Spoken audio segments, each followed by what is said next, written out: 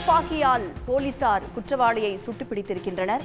என்ன விவரம் என்பது குறித்து பாண்டியராஜிடம் கேட்கலாம். இந்த வழக்கின் பின்னணி என்ன நடந்தது பாண்டியராஜ்? வணக்கம் மேடம்.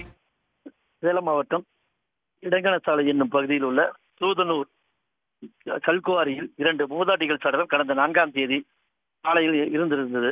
இது குறித்து அப்பகுதி பொதுமக்கள் மகுடஞ்சாவடி போலீசாருக்கு தகவல் அளித்ததன் பேரில் மகுடஞ்சாவடி போலீசார் 2 சடலங்களை கைப்பற்றி விசாரணை மேற்கொண்ட பொழுது சூதனூர் பகுதியைச் சேர்ந்த மூதாட்டிகள் பாவாயி மற்றும் பெரியம்மாள் என்பது தெரிய வந்தது.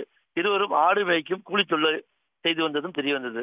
இதனையடுத்து சடலங்களை கைப்பற்றிய போலீசார் உடனடியாக அவர்களின் சடலங்களை சேலம் அரசு மருத்துவமனைக்கு பிரேத பரிசோதனைக்கு அனுப்பி வைத்து விசாரணை மேற்கொண்ட பொழுது அந்த மூதாட்டிகள் அணிந்திருந்த தங்க நகைகள் மாயமானது தெரிய வந்தது. இதனால் அவர்கள் அணிந்திருந்த தங்க நகைக்காக யாராவது கொலை செய்திருக்கலாம் என்ற சந்தேகத்தின் பேரில் போலீசார் வழக்கு பதிவு செய்து விசாரணை மேற்கொண்டு வந்தனர்.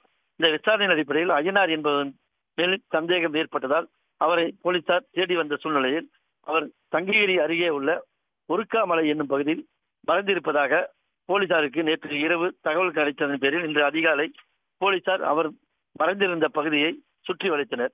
மகுடஞ்சாவடி காவல் ஆய்வாளர் செந்தில்குமார், உதவி ஆய்வாளர் கண்ணன், தலைமை காவலர் அழகமுத்து உள்ளிட்ட கார்த்திகேயன் உள்ளிட்ட போலீசார் அவரை சுற்றி வளைத்தனர். அப்பொழுது அங்கு இருந்த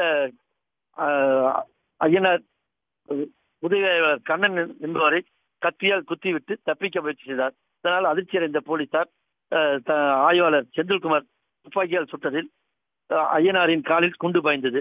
உடனடியாக போலீசார் அவரை மடக்கி பிடித்து தங்ககிரி அரசு மருத்துவமனையில் சிகிச்சையில் அனுமதித்தனர்.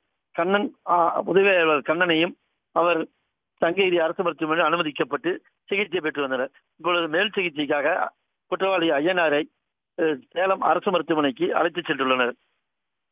சம்பவம் குறித்து தங்ககிரி உதவி ஆய்வாளர் தனசேகர், உதவி கண்காணிப்பாளர் தனசேகர், ஆய்வாளர் ஆகியோர் கண்ணனிடம் விசாரணை மேற்கொண்டு வருகின்றார்கள்.